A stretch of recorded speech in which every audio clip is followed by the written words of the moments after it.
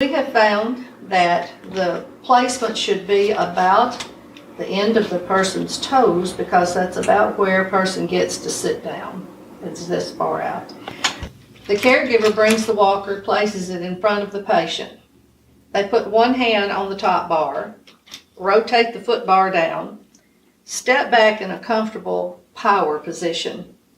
Now they're ready for the patient to put their hands on the top bar, and they pull up as if they're pulling up on a church pew. That's what we tell people. And they come up that easy.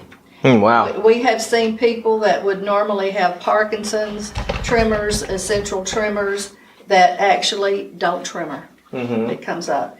And then I would step up and take my foot off, and he would be able to walk with the walker. Right.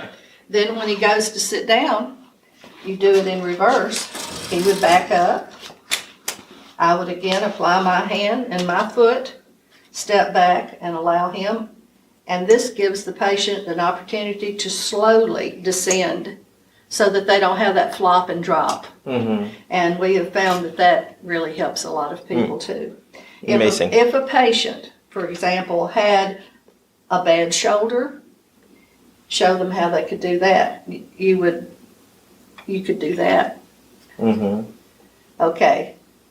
Now, Amputation. yeah, and another example is if a person has a bad leg, Or or amputation. amputation or whatever, this is how it works. Awesome. You And see that? I'm here. I'm the caregiver. I'm you. I'm the nurse. I'm the physical therapist. I hear some joints popping there, so. I hope that's the walker. That's the walker. Okay. Was that really your bones popping? No, thank you. Just kidding. All right, let's show. So that's the way it works.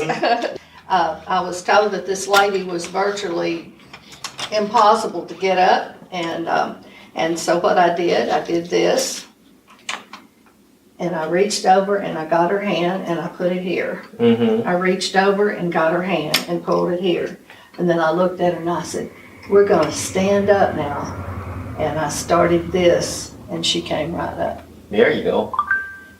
And then you can hold their hands until they feel secure sitting down.